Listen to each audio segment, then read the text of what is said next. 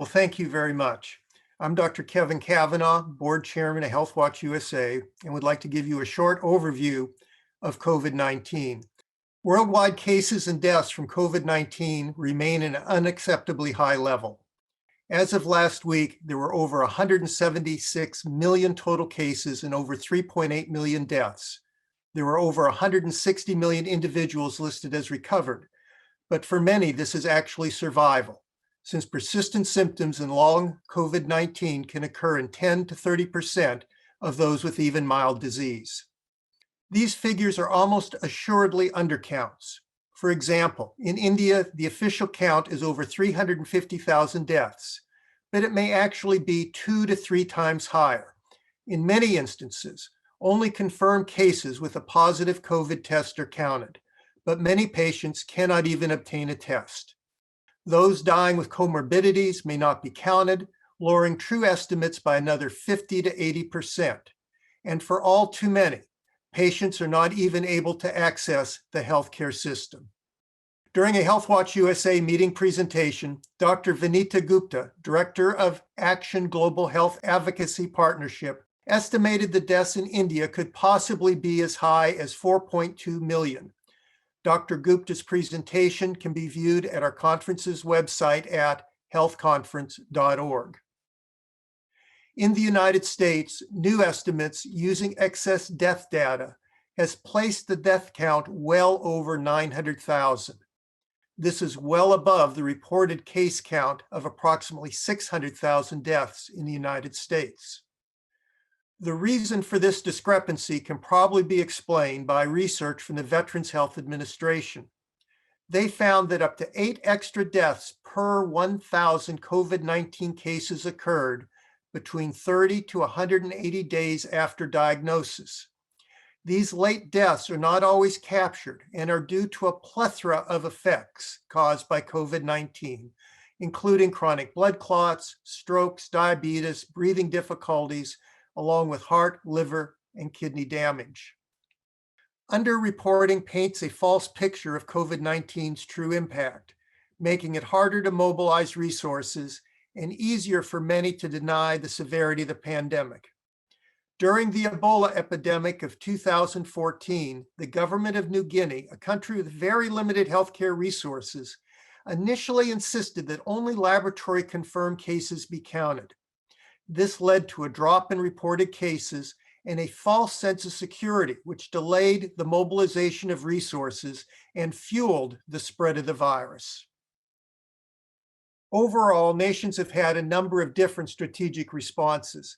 An article published by Baker et al. In the BMJ grouped these responses into 5 categories. They included an exclusion strategy, which was enacted by some Pacific islands. This was to maximally exclude the disease from entering your island and creating walls to prevent illness. An elimination strategy, which was adopted by Singapore and Australia, which included maximum action to exclude disease, plus elimination of community transmission. A suppression strategy, which was seen in the United Kingdom and the European Union. This involved stepwise targeted measures to lower case numbers and outbreaks until treatments or vaccines were available. Mitigation strategy, and I'll assign the United States, Brazil, and India into this category.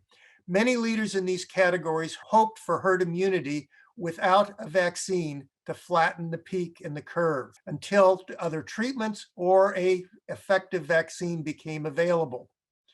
And finally, no substantive strategy. I hope that no country adopted this one. In other words, to do nothing hoping the virus will miraculously go away. I would like to concentrate on 3 countries, India, Brazil, and the United States. These countries arguably had some of the worst responses to the pandemic, resulting in large number of cases and deaths per capita. All 3 countries appeared to have abundant misinformation, which spread on the internet and was also spread by their leaders, which resulted in large rallies and religious events being held in their nation. A large segment of their population believed herd immunity without vaccines was possible. These countries were unable to formulate an effective uniform national strategy or to resolve differences between the scientific community and policymakers. And they had an underdeveloped or a non-coordinated public health care system. All three countries were hit with large waves over the winter holidays. A warning from India was published in the Washington Post, which stated, "The devastating second wave in India is the result of a perfect storm, a failure to plan for a second wave, premature relaxation of public health measures, large gatherings, insufficient vaccination coverage, and newer variants such as the B.1.1.7 and B.1.6.1.7 that are highly transmissible and potentially more severe." In addition, these countries were hit with a large wave of disinformation. This occurred in India, where the population started to embrace ineffective and homeopathic medications. In Brazil, the misinformation even resulted in public health officials who were trying to deliver vaccines to Brazil's indigenous populations to be met with bows and arrows. In the United States, disinformation regarding vaccines was apparently fueled by foreign adversaries. The goal was apparently to mitigate the effectiveness and quality of the Moderna and Pfizer vaccines in the view of the American public. In India, Brazil, and the United States, numerous outdoor rallies were held with tightly packed individuals. Although outdoors may dissipate aerosols, this close contact would be expected to promote droplet spread. Some of the leaders in all three nations believed that herd immunity had been reached and victory over the virus was being declared. In the United States, herd immunity was supposed to have been reached in Florida, Texas, and Arizona. By the fall of 2020, there was great optimism in all three countries. After surviving a large August surge, we thought we were out of the woods, and op-eds were being published hypothesizing how herd immunity could even work in poor countries. Needless to say, all of these countries had even larger surges of the virus over the winter holidays. As can be seen by these graphs, the red vertical lines are where statements regarding the reaching of herd immunity were made. And after that, even larger surges were seen in COVID-19 cases in these countries. And there was also a corresponding increase in the number of deaths. A similar pattern of cases was seen in the states of Florida, Texas, and Arizona, the three states which had the best chance of achieving herd immunity. The vertical lines in these figures represent the time period when the statements regarding herd immunity were made, and afterwards we saw large surges of cases and deaths over the winter holidays.